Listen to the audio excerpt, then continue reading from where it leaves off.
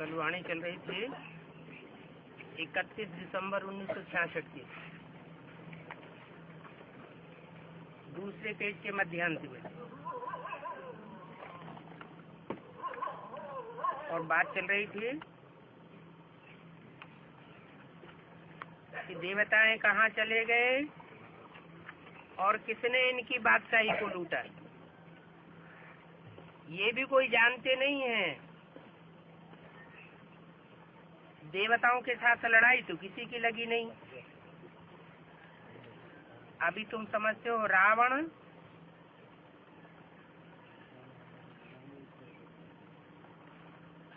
है जिसके कारण दैवी संस्कार बदल करके आसुरी संस्कार बन गए। जो देवताएं थे वही संग के रंग में आकर के असुर बन गए। अभी फिर से दैवी संस्कार धारण करने हैं, तो अपने में जांच करनी है। हमारे में कोई अवगुण तो नहीं है।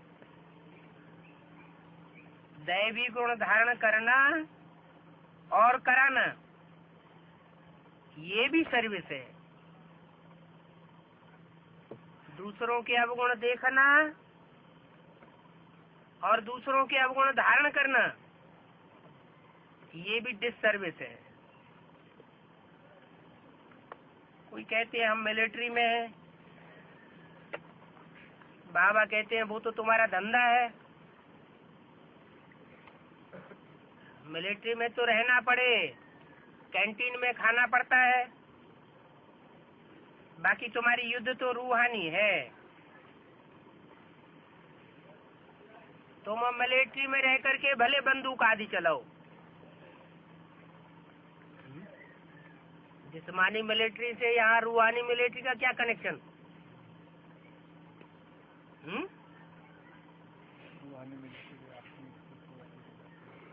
जो आत्मिक स्थिति में टिके हुए होंगे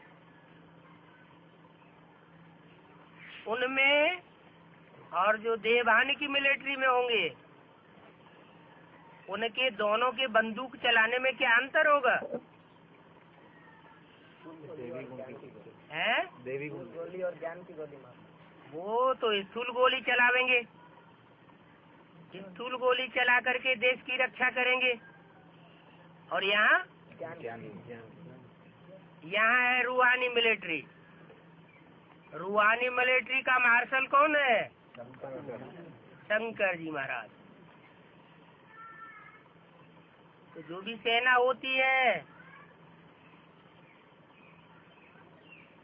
जैसे पांडवों की सेना थी, कौरवों की सेना थी, शास्त्रों में बताया हुआ है। तो कोई सेना नायक भी होता होगा, तो उनको ताकीद की जाती है सेना के वॉरियर्स को कि जो भी तुम्हारा सेना नायक है उसकी सुरक्षा करो। ऐसा न हो कि सेना नायक घेर लिया जाए और सेना का जो नायक है वो ही जब घेर लिया जाए तो तुम्हारी सुरक्षा नहीं हो पाएगी, क्योंकि तुम्हें डायरेक्शन मिलना बंद हो जाएंगे, फिर तुम्हारी हार हो जाएगी। तो हमारी भी रूहानी मिलिट्री है। तो महाभारत युद्ध में तो जिस्मानी लड़ाई दिखाई दी है, जिस्मानी लड़ाई की बात नहीं है, हमारी रूहानी लड़ाई है। हम जो घेराव डालते हैं वो रूहानियत का घेराव डालते हैं, और जो बात बोलते हैं वो भी ज्ञान की बातें बोलते हैं। तो हमारी बंदूक की गोली भी कौन सी है? ज्ञान की गोली है। कहते हैं ना, ये तो बात ऐसे बोलता है जैसे तीर चलाता है। इसकी बात तो ऐसे मुख से निकलती है जैसे गोली निकली हो। बाकी कोई हिंसा की बात नहीं है। अंदर से भाव रहता है कि ये ढीठ है, नहीं पलटता है, तो इसको गोली मारनी पड़े। बाकी अंतर तो रहता है जिस्मानियत में और रूहानियत में। वो अंतर को भली बात समझना है। बोला तुम बच्चे हो रूहानी मिलिट्री के वॉरियर्स। कौन सी है रूहानी मिलिट्री है? अरे 10 धर्म की आत्माएं हैं। 10 धर्मों के 10 जड़ें हैं। आधार मूर्त सृष्टि रूपी वृक्ष है ना, तो उसमें 10 जड़ें, आधार मूर्त 10 प्रकार के आधार मूर्त हैं, जो बेसिक नॉलेज में अभी भी है। जड़ें जमाए बैठे हैं।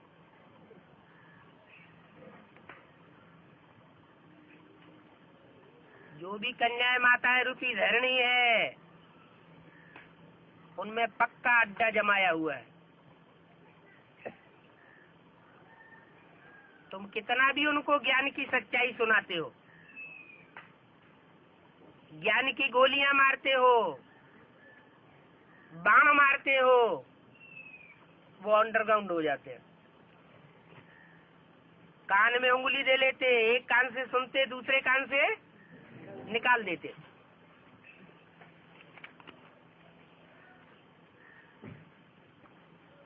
तो क्या करना है? उनकी बात अभी छोड़ दो। सुधार बाहर से होगा या अंदर से होगा? अंदर से होगा। वो तो जड़ें हैं। जड़ों को भी जन्म देने वाला कौन होता है? बीज। तो वो तो आधार मूर्त आत्माएं हैं जड़ों में, और हम हैं बीज रूप आत्माएं, बीज रूप बाप के बच्चे। मनुष्य सृष्टि का जो बीज है, वो हमारा डायरेक्ट बाप है, और उस बीज में से अनेक प्रकार के बीज तैयार हुए। बीज तो सब 84 जन्म लेने वाले हैं। बीज का कभी विनाश नहीं होता। तो जो भी 84 जन्म लेने वाली बीज रूप आत्माएं हैं, उनके पार्ट का तो कभी विनाश हो नहीं सकता। वो तो सब पूरे 84 जन्म लेंगे। चाहे सूर्यवंशी हो, चाहे बेसिक नॉलेज वाले चंद्रवंशी हो, चाहे इस्लाम वंशी हो, चाहे बौद्धी वंशी हो, या कोई भी वंशी हो, बीज है ना। जैसे कोई भी बीज होता है तो बेमौसम धरणी में डाल दिया जाता है तो उगता है क्या? नहीं उगता है। फिर क्या वो विनाश हो जाता है? नष्ट हो जाता है? नष्ट भी नहीं होता। जब मौसम आता है तो वो अपना खेल दिखाता है, सब्ज बाग बनाता है। तो ऐसे ही ये बीज है। ये बीज एडवांस पार्टी में है। यज्ञ के आदि में भी ये बीज थे, और हर धर्म के भी ये बीज मौजूद थे।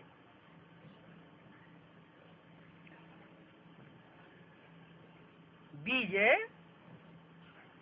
सारे वृक्ष में आदि और अंत में दिखाई पड़ता है, या मध्य में भी दिखाई पड़ता है?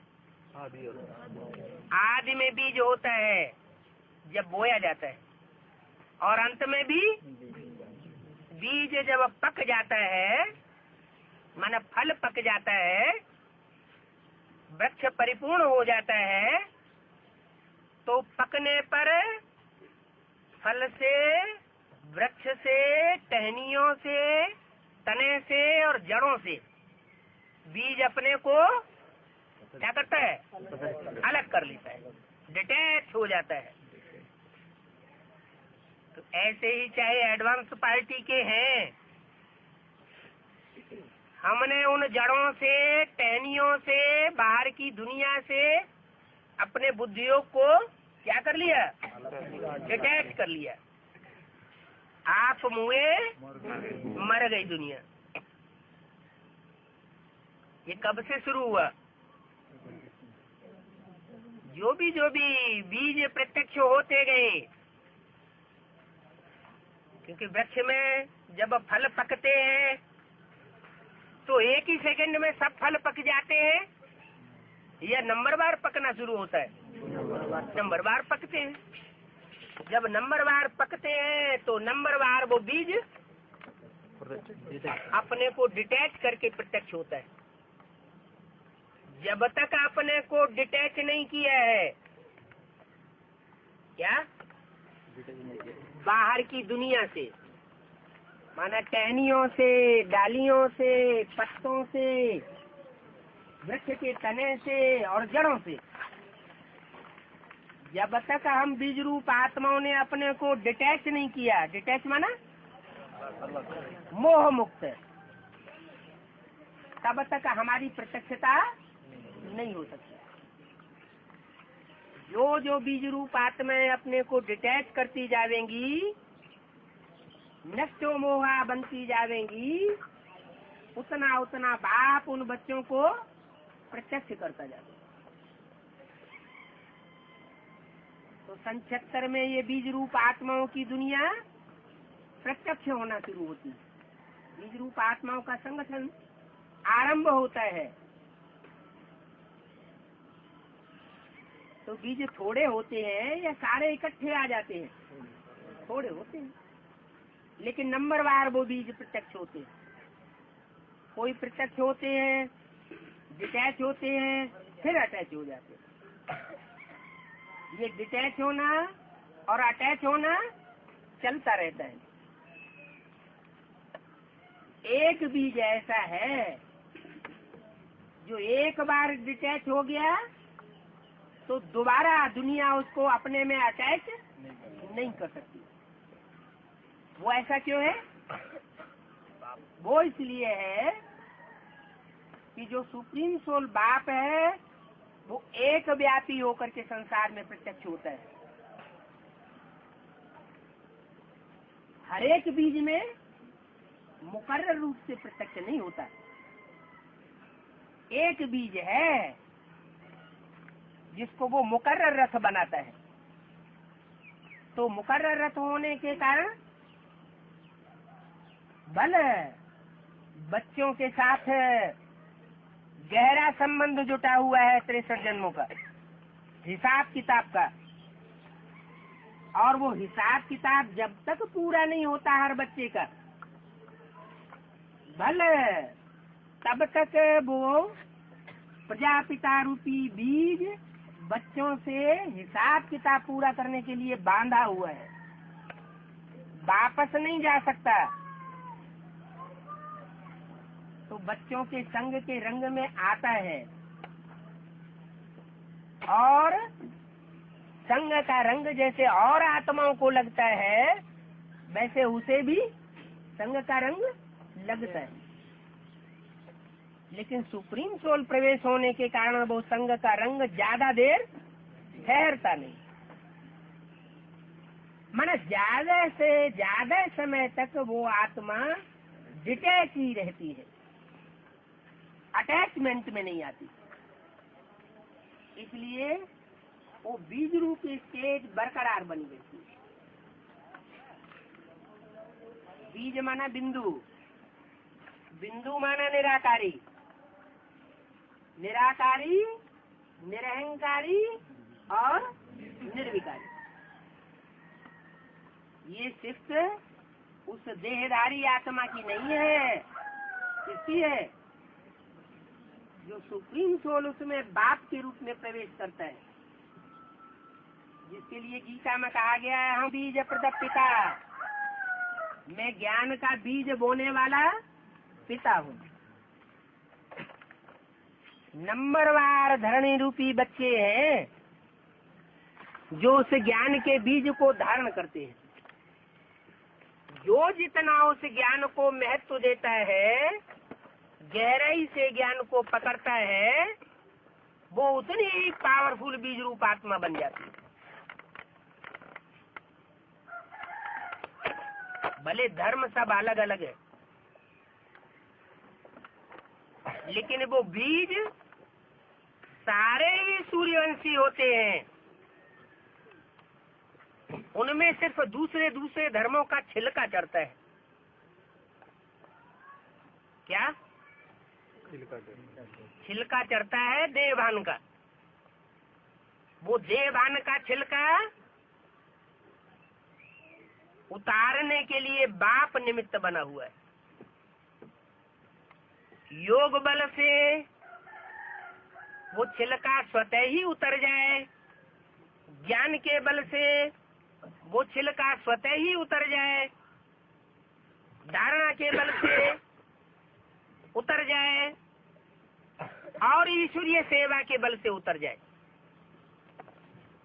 वो दूसरी बात है। क्योंकि ईश्वरीय सेवा जो है वो बाप की याद बहुत दिलाती है। जितना जितना हम ईश्वरीय सेवा में तत्पर ही रहेंगे, तो ऐसे सर्वसेवल बच्चों को बाप खुद याद करता है। सारी दुनिया बाप को याद करती है, और बाप जो अपने सर्वसेवल डायरेक्ट बीज रूप बच्चे हैं उनको याद करता है। तो बच्चों की याद में ज्यादा पावर होगी या बाप की याद में ज्यादा पावर होगी? बाप की याद में ज्यादा पावर होती है, इसलिए बच्चों का बुद्धि योग बाप के साथ जल्दी जुट जाता है। तो क्या करना है? ज्यादा से ज्यादा टाइम जो स्थूल पेट है उसको भरने में नहीं लगाना। कोई कोई के पास तो इतना पैसा है कि जिंदगी भर बैठे बैठे खा सकते हैं। उनको कोई पेट का धंधा करने की दरकार नहीं, बाल बच्चों को भी खिला सकते हैं। लेकिन विद्या इतनी बड़ी हुई है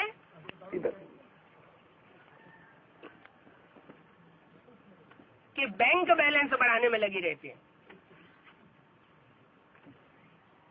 बाबा कहते किसकी दबी रही धूल में, किसकी राजा खाए, किसकी ले गए चोटा और किसकी आग जलाए।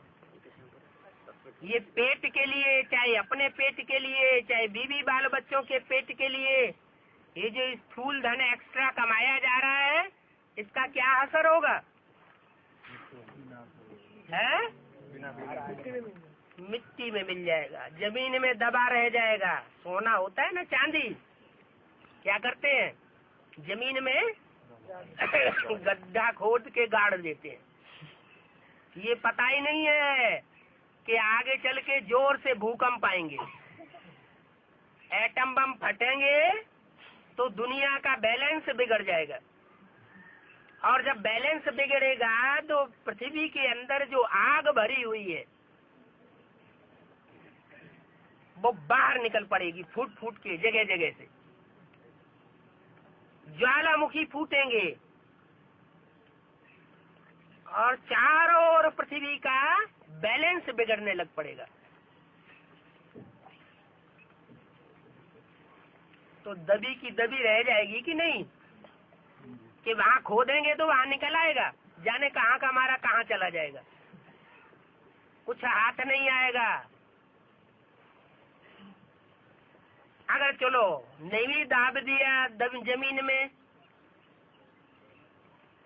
बैंक में रखा, तो बैंक फेल नहीं हो सकती है क्या? है या फेल नहीं हुई है क्या? जब प्राइवेट कंपनियां फेल हो सकती है तो बैंक नहीं फेल हो सकती। और गवर्नमेंट का क्या हाल है? गवर्नमेंट काम चलाऊ बनती जाती है या स्थायी बन रही है? काम चलाऊ गवर्नमेंट है, और बैंकें किसके नीचे है? गवर्नमेंट के अधिकारियों के नीचे है, बड़े बड़े नेताओं के हाथ में है। वो बड़े बड़े नेता हैं तो बड़े चुस्त हैं, वो अपना सारा बैंक बैलेंस इंडिया में नहीं रखते, स्विस गवर्नमेंट में डाल देते हैं जाके, विदेशी गवर्नमेंट में रखते जाते हैं। वो समझते हैं हमारा सुरक्षित रह जाएगा। कोई का सुरक्षित नहीं रहने वाला। बैंकें भी फेल हो सकती है और करेंसी भी फेल हो सकती है। क्या 500 के 1000 के नोट कभी भी बंद किए जा सकते हैं कि नहीं? हैं? बंद हो जाते हैं ना? हुए कि नहीं? बंद हुए। तो अभी भी बंद हो सकते हैं कि नहीं? तो 500 की 1000 की करेंसी जो है वो फेल हो गई ना। तो ऐसे ही हो सकता है सारी करेंसी फेल हो जाए। ये कोई बड़ी बात नहीं है, क्योंकि इंडिया के ऊपर कर्जा बहुत चढ़ता जाता है विदेशों पर। कभी भी बैलेंस बिगड़ सकता है। इसलिए ये अहंकार में नहीं रहना चाहिए कि हमारा इतना बैंक बैलेंस है। हम तो निश्चिंत हैं। किसकी दबी रही धूल में किसकी राजा खाए। राजा माने गवर्नमेंट, सहारा ही खा जाए, अभी भी खा रही है। बैंक में पैसा जमा करते हैं, 100 रुपए जमा करते हैं, उसमें 5% ब्याज देते हैं। गवर्नमेंट कितना ब्याज देती है? 100 रुपए के ऊपर 5 रुपया। और महंगाई एक साल में कितनी बढ़ती है? 15% तक महंगाई बढ़ जाती है। तो 15% महंगाई बढ़ी तो 100 रुपए का कितना रह गया? 85 रुपया रह गया ना। और 5 रुपया इंटरेस्ट दिया, तो घाटा किसको हुआ? गवर्नमेंट को घाटा हुआ या जमा करने वाले को घाटा हुआ? जमा करने वाले को घाटा होता जा रहा है। ऐसे ही एक एक साल में 10% का घाटा होता रहा तो 10-15 साल में क्या हाल होगा? है? नोटों की गड्डियां लिए फिरो और थोड़ा सा सामान मिलेगा। अभी भी पहले पाई पैसे चलते थे, 1 आना 2 आना चलता था, उसकी कोई चीज मिल जाती थी। अभी रुपए 2 रुपए की भी कोई चीज नहीं मिलती है। अब वो पाई पैसे आना 2 आना खलास। तो पैसे की वैल्यू घटती जा रही है।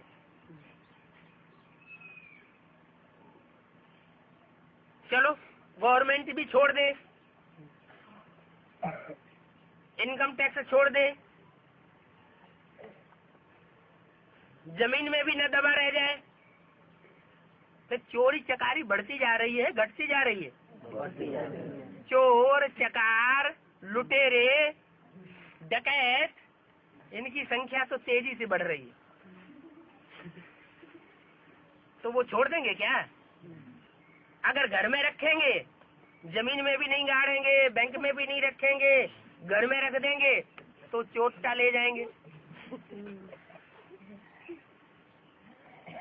बाबा तो पहले से ही मना करते हैं कि सोना वोना पहनना नहीं है। माताएं तो मानती नहीं। माताएं कहती हैं अरे हम नहीं पहनेंगे तो क्या, हम तुम्हारे ही गले में डाल देते, बाबा के गले में डाल देते। बाबा की अंगूठी, बाबा को अंगुली में अंगूठी पहना दे, तुम पहनो। तुम पहनोगे तो हमको भी मौका मिलेगा पहनने का।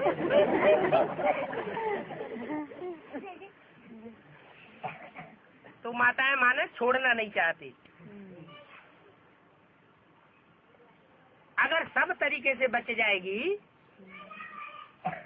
तो आगे चल कर के हिंदू मुसलमान सिख ईसाई सब आपस में लड़ेंगे और लड़ेंगे और आगजनी करेंगे। क्या करेंगे? जब पब्लिक गुस्से में आती है तो क्या करती है? आग लगाना शुरू कर देती है। तो ये चारों अंजाम हो सकते हैं। क्या क्या बताया? मुरली में जो कुछ भी बताया है वो पत्थर की लकीर समझना चाहिए, अलबेलेपन में नहीं रहना चाहिए। किसकी दबी रही धूल में किसकी राजा खाए, किसकी ले जाए चोटा और किसकी आग जलाए, तब क्या करना चाहिए? सफली होगी उनकी जो खर्चे नाम धनी के। धनी तो शिव बाबा ही है। क्या शिव बाबा किसी का कुछ लेने के लिए नहीं आया है।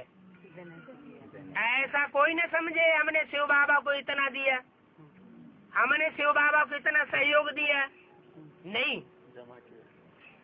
अरे शिव बाबा जिसमें शिव कहा जाता है वो तो ज्योति बिंदु है, उसके लेने और देने की तो बात ही नहीं। वो जिसमें प्रवेश करता है जिसे बाबा कहा जाता है साकार को, वो इतना पुरुषार्थी है कि एक ही जन्म में सिपाही से क्या बन सकता है? सम्राट बन सकता है। तो जो इतना पुरुषार्थी है एक जन्म में सिपाही से सम्राट बन सकता है, उसको किसी से लेने की दरकार है? उसके अंदर इतना गिरापन आ जाएगा कि वो दूसरों को अपने पास रखे और खा जाए। ये संस्कार ही नहीं हो सकते। इसलिए क्या करना है?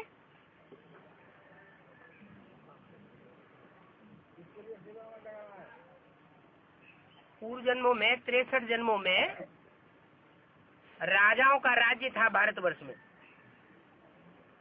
विदेशियों के जब आक्रमण होते थे चारों ओर से, तो भारत के राजाएं किसी बड़े राजा को निमित्त बनाते थे और अपनी सारी धन संपत्ति, बीवी बाल बच्चे उसके अंडर में छोड़ देते थे।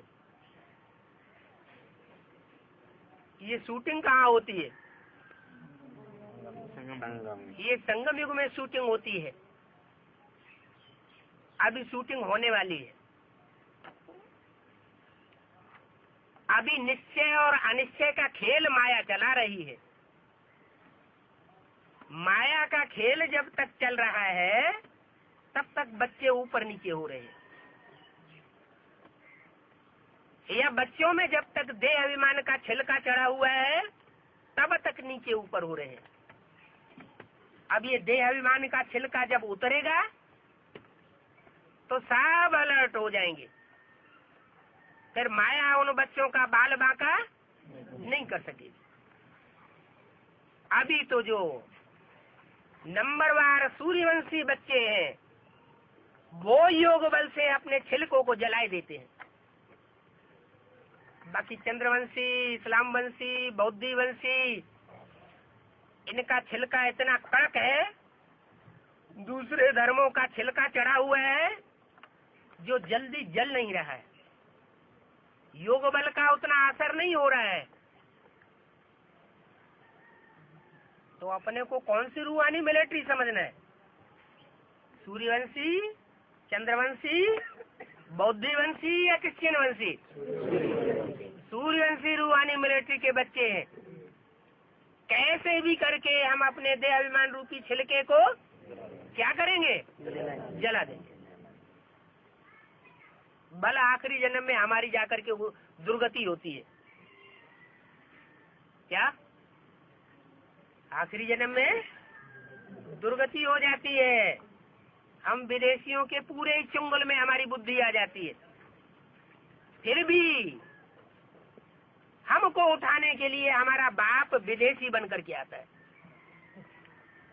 क्या बाप किस लिए विदेशी बनता है? हमको उठाने के लिए विदेशी बन करके आता है। ये बीज रूप आत्माएं सारी दूसरे धर्म का छिलका चढ़ाने वाली बन जाती है। ऐसी कोई नहीं आत्मा बीज रूप आत्माओं में, एडवांस पार्टी में, जो अंतिम जन्म में आकर के विदेशी न बन जाए। अभी अव्यक्त बाप दादा किसके ऊपर ज्यादा जोर दे रहे हैं? डबल विदेशियों को देख रहे हैं। डबल विदेशी माना? डबल विदेशी किसे कहा जाता है? हाँ, लौकिक दुनिया भी उनको ठुकराई दिया, या यूं कहो लौकिक दुनिया से उनका बुद्धियोग टूट गया, डिटैच हो गए। और जो ब्राह्मणों की अलौकिक दुनिया है वहां से भी उनको धक्का मिल गया, अथवा स्वतः ही वहां से उन्होंने अपनी बुद्धि को डिटैच कर लिया, तो डबल विदेशी हो गए। ऐसे डबल विदेशी बच्चे डबल विदेशी क्यों बने? वो इसलिए डबल विदेशी बने हैं कि सिर्फ भारत की ही सेवा नहीं करनी है, सिर्फ भारत कल्याणकारी बच्चे हैं या विश्व कल्याणकारी बच्चे हैं? सारे विश्व के कल्याणकारी बच्चे हैं। वैसे भी देखा जाए तो मौसम के अनुसार बेसिक में से भी जो अच्छे अच्छे हैंड्स हैं वो सब विदेश में भेजे जा रहे हैं। क्या कहा? बेसिक में भी जो अच्छे अच्छे हैंड्स जहीन है वो सब कहाँ की सेवा में भेजे जा रहे हैं? विदेश की सेवा। चलो बेसिक की बात छोड़ दो, दुनियावी तरीके से ले लो। भारत का जो जहीन वर्ग है, पढ़ने लिखने में ज्यादा होशियार हो जाता है, ज्यादा बुद्धिमान तबक्का होता है, उसमें से ज्यादा परसेंट आत्माएं कहाँ जा रही है? विदेश में जा रही है।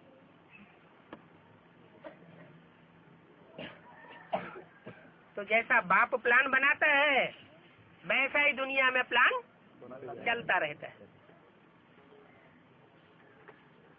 जैसे सन 76 से पहले शिवरात्रि की छुट्टी नहीं होती थी। होती थी क्या? नहीं होती थी।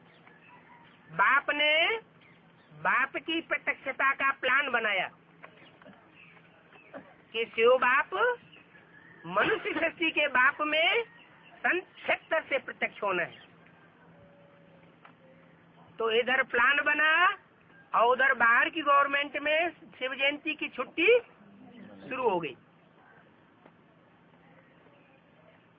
तो दुनिया का पलटने का मदार किसके ऊपर हो गया? जड़ों के ऊपर हो गया। आधार मूर्त आत्माओं के ऊपर मदार है या बीज रूप आत्माओं के ऊपर मदार है? बीज रूप आत्माओं के ऊपर मदार है। इसलिए ये बहुत ऊंची मिलिट्री है। क्या है? ऊंची से ऊंची मिलिट्री है। जैसे देश देशांतर में मिलिट्री होती है तो कितनी अटेंटिव रहती है, अलर्ट रहती है। तो ऐसे ही ये रूहानी मिलिट्री, इसको बहुत अलर्ट होकर के रहना है। मिलिट्री में युद्ध के मैदान में कोई लड़ते लड़ते अगर पीछे मुख मोड़ लेता है या भागने लग पड़ता है तो उसको क्या किया जाता है? गोली मार दी जाती है, शूट कर दिया जाता है।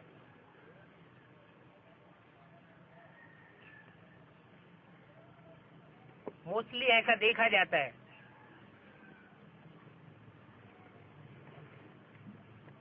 मिलिट्री में जो मुसलमान होते हैं उनको आगे फ्रंट में क्यों रखा जाता है? पीछे सिख बटालियन रखते हैं, गोरखा बटालियन रखते हैं, राजपूत बटालियन रखते हैं, उनको आगे क्यों कर देते हैं? पीछे आएंगे तो उनको बोले, क्योंकि अंदेशा है, हो सकता है ये मुख मोड़ जाए। और रूहानी मिलिट्री में सबसे ज्यादा विकारी कौन होते हैं? कौन से धर्म की आत्माएं होती हैं? इस्लाम धर्म की। वो माया से ज्यादा प्रभावित हो जाते हैं, माया की प्रजा बन करके रहे हैं जन्म जन्मांतर।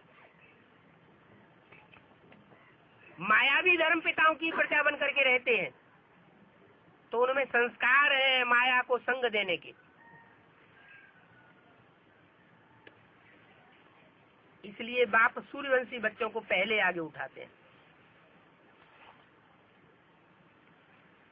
जो सूर्यवंशी है, जैसे सूर्य खुद जलता है और दूसरों को रोशनी देता है, ऐसे सूर्यवंशी बच्चे भी अपने सुख शांति की परवाह नहीं करेंगे। क्या करेंगे? हैं? वो तो भले दुख और अशांति सहन कर लें, लेकिन दूसरों का कल्याण करने में लगे रहेंगे। उनको कहेंगे सारे विश्व को एक जैसा समान रूप में देखने वाले विश्व कल्याणकारी बच्चे। ये मेरा देश वो तेरा देश ऐसे बुद्धि में रखने वाले नहीं होने चाहिए। ये मेरा सेंटर वो तेरा सेंटर, ये मेरी गीता पाठशाला वो तेरी गीता पाठशाला। अगर ऐसे है तो नंबर पीछे चला जाएगा। बाप कौन से बच्चों को पहले उठावेंगे?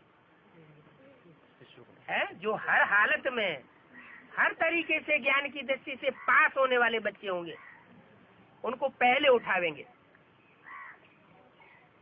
अगर चारों सब्जेक्ट में से कोई भी सब्जेक्ट में कमी होगी तो उनको पीछे धकेल दिया जाएगा। कितने जन्म का घाटा आवेगा?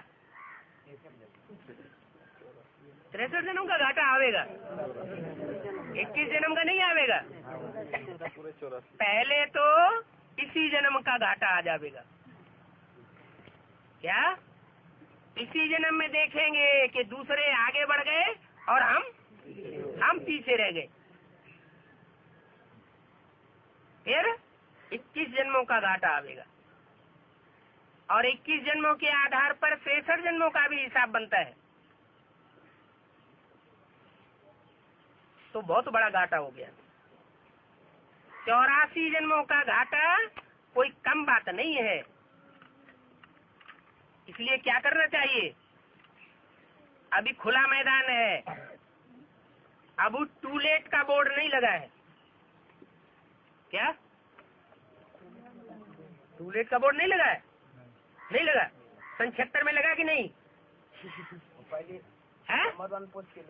हाँ, सन 76 में टू लेट का बोर्ड लग गया था। किसके लिए? जो पहला नंबर युगल है वो डिक्लेयर हो गया, तो वो टू लेट का बोर्ड हो गया। फिर पिछली सदी के अंत में तीसरा नंबर भी डिक्लेयर कर दिया। 3 सीट फिक्स हुई है, ब्रह्मा, विष्णु और शंकर। ये त्रिमूर्ति फिक्स हो गई। लेकिन अभी जो सूर्यवंशी तबक्के के सबसे ऊंचे मणके हैं वो सारे अभी फिक्स नहीं हुए हैं। अष्टदेव अभी सारे फिक्स नहीं हुए हैं। अष्टदेवों में से कहेंगे कि एक फिक्स हुआ, बाकी 7 अभी भी टू लेट का बोर्ड लगना बाकी है। अभी पुरुषार्थ की दौड़ चल रही है। जब दौड़ होती है ना, तो ज्यादा चुस्त चालाक जो दौड़ने वाला होता है वो क्या करता है? पहले धीरे धीरे दौड़ता है और लास्ट में हाँ, पहले अपनी ताकत को बरकरार करके रखता है। ऐसे न हो जाए पहले ही थक जाए। धीरे धीरे दौड़ता है और बाद में सारी ताकत एड़ी चोटी की लगा देता है। जैसे दुनियावी एग्जाम में भी बहुत से ऐसे होते हैं, सारा वर्ष कोई खास पढ़ाई नहीं पढ़ेंगे और जब एग्जाम के दिन आएंगे तो क्या करेंगे? दिन रात एक करके सारी ताकत लगा देंगे। रात में 2 घंटे सोएंगे और 22 घंटे पढ़ाई पढ़ेंगे और नंबर ऊंचा ले लेते। तो हमारी तो रूहानी पढ़ाई है? रूहानी पढ़ाई में थकान ज्यादा होती है या जिस्मानी पढ़ाई में ज्यादा थकान होती है? जिस्मानी पढ़ाई में बहुत बोझ है। छोटे छोटे बच्चों को देखो, 2-3 कक्षा के, कितना वजन डाल दिया जाता है सीट के ऊपर।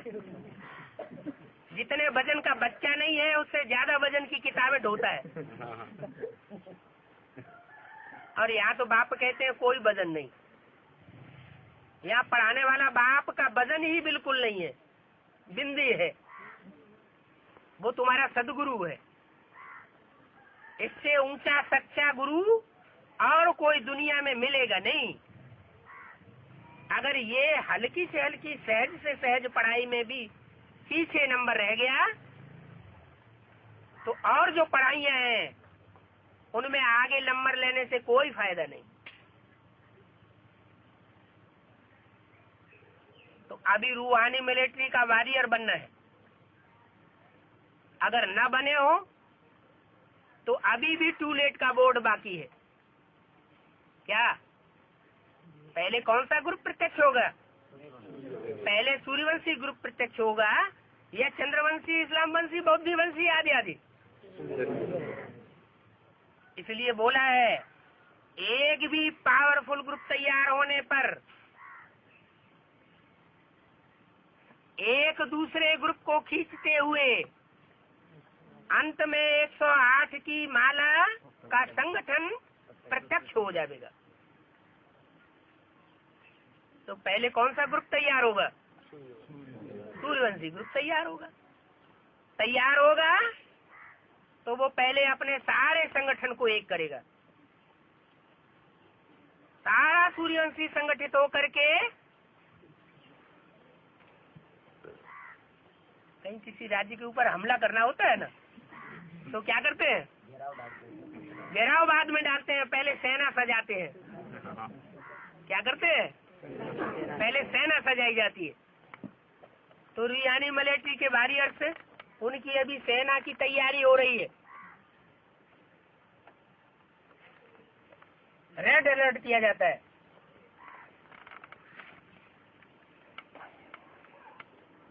अभी वो वॉरियर्स नंबरवार मिलिट्री में उनके तबक्के होते हैं या नहीं होते हैं? तबक्के जानते हैं? पोजीशन। कोई लेफ्टिनेंट होता है, कोई मेजर होता है, कोई कर्नल होता है, कोई मार्शल होता है, कोई पैदल होता है, कोई घुड़सवार होता है। तो अभी रूहानी मिलिट्री के वॉरियर्स तैयार हो रहे हैं। क्या ये वॉरियर्स में स्त्री पुरुष नहीं देखा जाता है, वो तो जिस्मानी मिलिट्री में देखा जाता है। पहले जिस्मानी मिलिट्री में पुरुषों को ही भर्ती किया जाता था और अभी विदेशों में जाती फीमेल्स को भी भर्ती कर रहे हैं। ये प्रक्रिया कब से शुरू हुई? पहले नहीं होता था, अब होता है। अब क्यों होता? पहले क्यों नहीं होता था? क्योंकि अभी बाप आया हुआ है। बाप कन्याओं माताओं को आगे रखते हैं, क्योंकि वो मिलिट्री में तो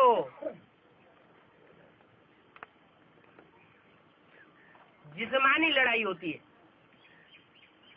जिस्मानी लड़ाई में पुरुष ज्यादा बलवान होता है। जिस्म के आधार पर देखा जाए तो स्त्रियां ज्यादा बलवान होती हैं या पुरुष ज्यादा बलवान होते हैं? पुरुष जास्ती बलवान होता है। स्त्रियों में जिस्म की उतनी ताकत नहीं होती। लेकिन रूहानी बात से जहाँ तक देखी जाए, चाहे वो पढ़ाई ही क्यों न हो, लड़ाई की बात छोड़ दो, तो आज की पढ़ाई में कन्याएं माताएं सीखी जा रही हैं या भाई लोग ज्यादा सीखे जा रहे हैं? परसेंटेज पढ़ाई में किसका अच्छा रहता है? कन्याओं माताओं का अच्छा रहता है। क्यों अच्छा रहता है? हाँ, क्योंकि पढ़ाई होती है प्योरिटी में। ब्रह्मचर्य के अवस्था में अच्छी पढ़ाई होती है। जब शादी वादी कर लेते हैं तो पढ़ाई उतनी अच्छी नहीं होती। तो यहाँ भी रूहानी मिलिट्री है। रूहानी मिलिट्री की पढ़ाई में चाहे फीमेल हो चाहे मेल हो, दोनों ऊंचा पद ले सकते हैं। अलर्ट रहने की बात है। भाई लोग कहेंगे बाबा ने हमको पहले ही लकब दे दिया, तुम दुर्योधन दुशासन हो। लेकिन लकब तो दे दिया, लेकिन साथ साथ महिमा भी तो की है। क्या बोला है? आगे चल करके युगलों की बहुत महिमा निकलेगी। इससे क्या साबित हुआ है? अगर सहयोगी हैं दोनों एक दूसरे के, आपस में लड़ाई नहीं लड़ते हैं, जैसे बाबा चलाना चाहता है वैसे ही चलते हैं, तो वो आगे जा सकते हैं। कुमार कहेंगे ये तो सत्यानाश हो गया, युगलों को तो आगे बढ़ा दिया, हमको पीछे कर दिया। नहीं, कुमारों के लिए तो खास बोला है जो किसी के लिए नहीं बोला। कुमारों के लिए बोला है, कुमार जो चाहे सो कर सकते हैं। क्या? अगर दिल के अंदर ठान लें कि सारी दुनिया का विनाश करना है, तो शंकर जी का पद पा सकते हैं। अगर ये ठान लें कि हमें स्थापना करके ही छोड़नी है, स्थापना में हम बहुत अच्छा नंबर लावेंगे, तो वो भी बन सकते हैं।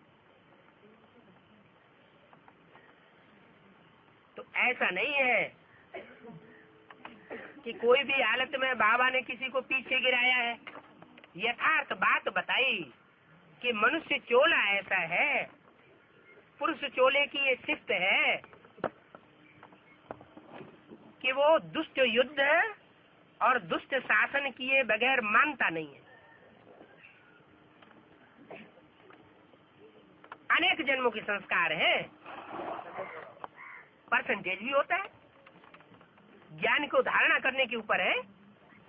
जो जितना ज्ञान को धारण करता है उसके ऊपर अटेंशन देता है तो अपने को चेंज कर सकता है। तो ये रूहानी मिलिट्री तैयार हो रही है।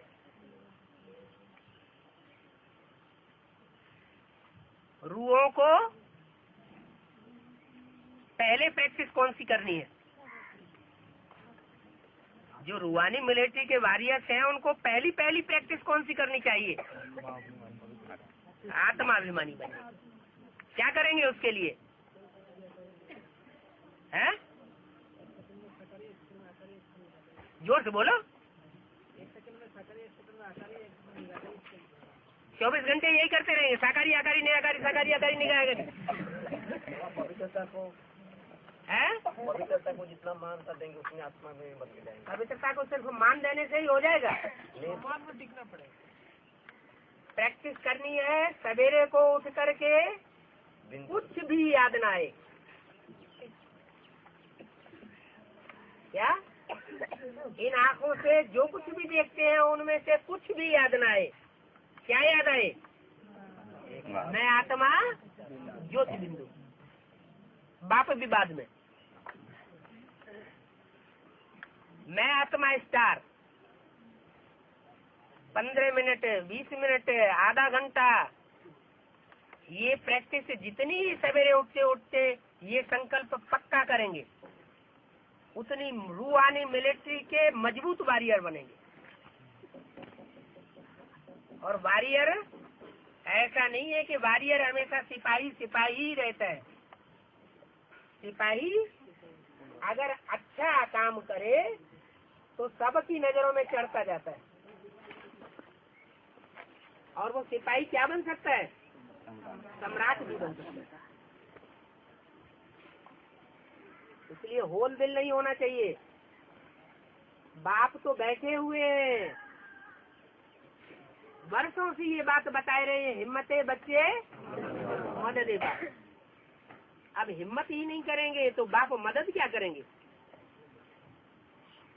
तो पहली हिम्मत है अपने आत्मा आत्माभिमानी अमृत वेले प्रैक्टिस करने की। फिर अगर सवेरे उठ करके प्रैक्टिस भी की और उसमें बहुत कुछ सफल भी हुए, और प्रैक्टिस करते करते थोड़ा अलबेलापन आया और सो गए, तो की हुई सारी मेहनत सब चट हो जाती, कुंभकर्ण के हिस्से में चली जाती है। फिर क्या करना चाहिए? कोई जरूरी नहीं है कि 2 बजे 1 बजे ही उठा जाए। क्या अपनी शक्ति के अनुसार धीरे धीरे प्रैक्टिस करें। ऐसे नहीं को उमंग उत्साह में आ गए, बाबा की अच्छी सी वाणी सुन ली, कोई आत्माओं ने फोर्स भर दिया तो गैस के गुब्बारे बन गए। गैस का गुब्बारा क्या करता है? इतनी ज्यादा गैस भर जाती है तो बहुत ऊंचा उड़ता है, फिर धीरे धीरे उसकी गैस खत्म होने लगती है तो क्या करता है? नीचे आने लगता है। तो गैस का गुब्बारा भी नहीं बनना है। जो काम करना है दृढ़ता से करना है, करके ही छोड़ना है। अभी तो कितनी अच्छी बात बताई हुई है। संगम युग है असंभव को संभव करने का युग। अगर संगम युग में ऐसे कार्य न करने की हिम्मत पस्त होने लगे तो और किसी जन्म में हिम्मतवान नहीं बनेंगे। फिर पद नीचा होता रहेगा, दास दासी बनते रहेंगे, प्रजा बनते रहेंगे। 4th क्लास प्रजा भी होती है, 3rd क्लास प्रजा भी होती है, 2nd क्लास प्रजा भी होती है, और 1st क्लास बड़े बड़े साहूकार भी होते हैं जिनके घरों में दास दासियां रहती हैं।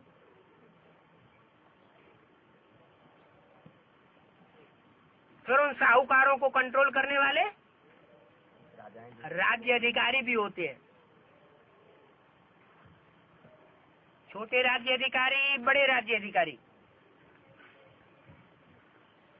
और उनसे ऊपर राजा होता है। राजाओं से भी ऊपर महाराजा होता है। इतने इतने तबक्के हैं, जितने तबक्के हैं उतने रूहानी मिलिट्री में भी तबक्के हैं। क्या अभी तो कोई अपने को नीचा ऊपर मानने के लिए तैयार नहीं है। मारे अहंकार के कोई किसी से झुकता ही नहीं। भले बाबा ने मुरली में बोल दिया, अव्यक्तवाणी में बोल दिया कि यहाँ जितना झुक करके चलेंगे, जितना सहन शक्ति से चलेंगे, उतना वहाँ 63 जन्मों में झुकाने के निमित्त बनेंगे, सहन कराने के निमित्त बनेंगे। लेकिन ये पॉइंट बिल्कुल बुद्धि में नहीं रहता। जब अहंकार आता है तो जिसका अपमान करना होगा कर ही देंगे। वाचा से करेंगे, कर्मणा से करेंगे, वाइब्रेशन में तो घर रही है जैसे लगी रहती है। तो फिर पद का क्या हाल होगा? अभी परिवर्तन नहीं किया तो फिर परिवर्तन नहीं हो सकता। क्यों? क्योंकि अभी का जो टाइम चल रहा है 2, 3, 4 साल का, उस टाइम में जो परिवर्तन शक्ति है वो प्रत्यक्ष होने वाली है। कौन है प्रत्यक्ष परिवर्तन शक्ति? वैष्णो देवी।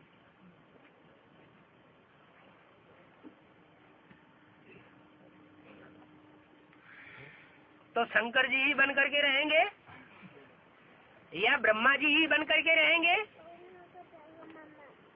या जो परिवर्तन शक्ति है उसके भी सहयोगी बनेंगे? बिना परिवर्तन शक्ति के कोई आत्मा में पावर नहीं आने वाली है। परिवर्तन शक्ति सारे विश्व को परिवर्तन करेगी। ये प्योरिटी की पावर है। अब तक अगर प्योरिटी न भी धारण की हो तो अभी भी चांस है। क्या कहा? अंत मते तो गते हो जाएगी। अभी भी अगर दृढ़ प्रतिज्ञा कर लें, क्या एक बाप दूसरा न कोई। अब हम दूसरी आत्माओं को अपने पंजे में फंसाने की कोशिश नहीं करेंगे। क्या करेंगे? खुद बाप के पंजे में फंस करके रहेंगे और दूसरी आत्माओं को भी बाप के पंजे में फंसाएंगे। कौन सा है पंजा? बाप का पंजा कौन सा है? जैसे काम, क्रोध, लोभ, मोह, अहंकार, ये 5 होते हैं माया के पंजे। और ये विकराल रूप धारण कब करते हैं? सतयुग के आदि में, द्वापर के आदि में, या कलयुग के अंत में? कलयुग के अंत में। ऐसे ये जो 5 विकार हैं वो प्रजापिता में भी होते हैं, बीज रूप स्टेज में।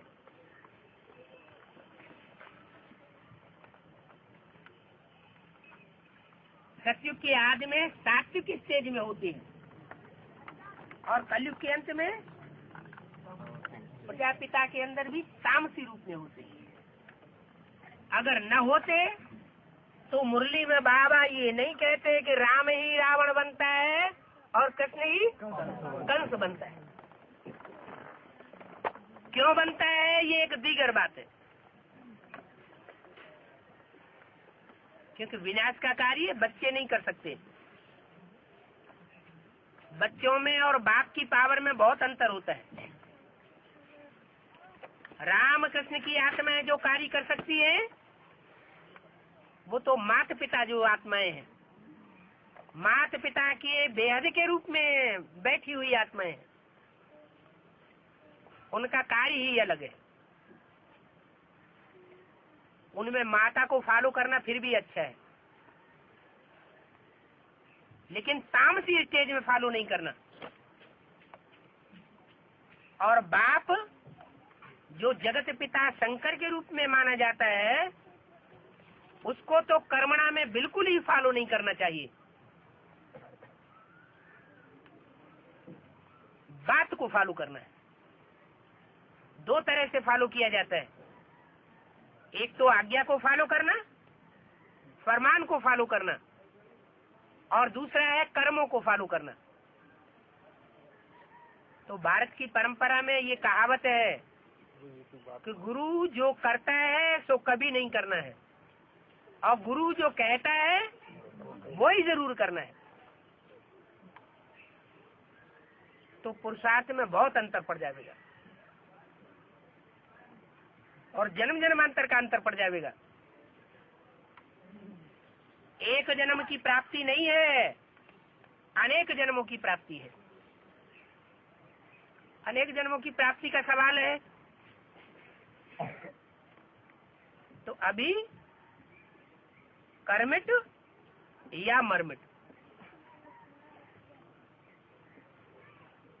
3-4 वर्ष हैं, बहुत विशेष हैं। क्यों ये 3-4 वर्ष ही विशेष क्यों है? क्योंकि पहली मूर्ति प्रत्यक्ष हुई 14 साल में, सन 36-37 से लेकर के 50-51 14 वर्ष लगे। तब ब्रह्मा कुमारी ईश्वरीय विश्वविद्यालय के नाम रूप से संस्था खड़ी हो पाई और दादा लेखराज ब्रह्मा के रूप में संसार में प्रत्यक्ष हुए। तो 14 साल लगे ना। पहले तो ओम मंडली नाम था, ब्रह्मा मंडली तो नाम नहीं था। किन 3 मूर्तियों के द्वारा कार्य शुरू हुआ था। आ ऊ मा, आ माना ब्रह्मा, ऊ माना विष्णु, माँ माना महेश। तो 3 मूर्तियों का जो कार्य शुरू हुआ वो आ ओम ओम मंडली कहा गया। फिर उसमें से पहली मूर्ति गुम हो गई यज्ञ के आदि में, खुद भी गुम हुई, राम की आत्मा भी गुम हुई, और उसके जो सूर्यवंशी बच्चे थे वो भी पीछे पीछे गुम हो गए। बाकी 2 मूर्तियां बची। उन 2 मूर्तियों में भी विष्णु की मूर्ति भी थोड़े समय तक रही और वो भी स्थापना करने के बाद गई, क्योंकि उसमें माताओं की महिमा ज्यादा है। स्थापना का कार्य उनका जो था स्वर्ग का सैंपल बनाने का, वो कराची में उन्होंने कर दिखाया और गई। फिर कौन सी मूर्ति बची जिसने काम करके दिखाया? ब्रह्मा, जिसको टाइटल मिला ब्रह्मा का, उसने काम करके दिखाया। तीसरी मूर्ति का, तो तीसरी मूर्ति भी माउंट आबू में आते आते प्रत्यक्ष हो गई। पहले कोई नहीं जानता था यज्ञ में कि ये ब्रह्मा है, बाद में क्लियर हो गया। ऐसे ही शंकर की मूर्ति को भी प्रत्यक्ष होने में 7 साल लग गए। 69 में ब्रह्मा बाबा ने शरीर छोड़ा, पहली मूर्ति गई, वो पहली ब्रह्मा की मूर्ति गई, और सन 76 में दूसरी मूर्ति प्रत्यक्ष हो गई। 7 साल लगे ना। ऐसे ही जो बुद्धियोग की शूटिंग का हिसाब था वो 2004 में पूरा हो गया। क्या? जो बुद्धि का काम किसका है? कौन सी मूर्ति का है? शंकर जी का कार्य। तो जो तीसरी मूर्ति का पाठ था वो 2004 में पूरा होता है। कार्य पूरा हुआ तो वो मूर्ति भी ब्राह्मणों की दुनिया में प्रत्यक्ष हो गई। अभी ब्राह्मणों की दुनिया में चाहे बेसिक नॉलेज वाले हो चाहे एडवांस नॉलेज वाले हो, शायद ही कोई ऐसे बचे हुए होंगे जो शंकर के नाम को न जानते हो। खुद ब्रह्मा कुमारियों ने ही प्रत्यक्ष कर दिया। क्या प्रत्यक्ष किया? शंकर पार्टी। मुरली में तो कहीं बोला नहीं, अव्यक्तवाणी में कहीं बोला नहीं, एडवांस पार्टी के लिटरेचर में कहीं बोला नहीं गया, एडवांस पार्टी की कैसेटों में, सीडीओ में, डीवीडी में कहीं भी ये नहीं बोला गया कि शंकर पार्टी कोई अलग से होती है। लेकिन प्रत्यक्ष किसने कर दिया? तथाकथित ब्राह्मणों ने प्रत्यक्ष किया। तो दूसरी मूर्ति भी प्रत्यक्ष हुई ब्राह्मणों की दुनिया में। अब है तीसरी मूर्ति की बारी।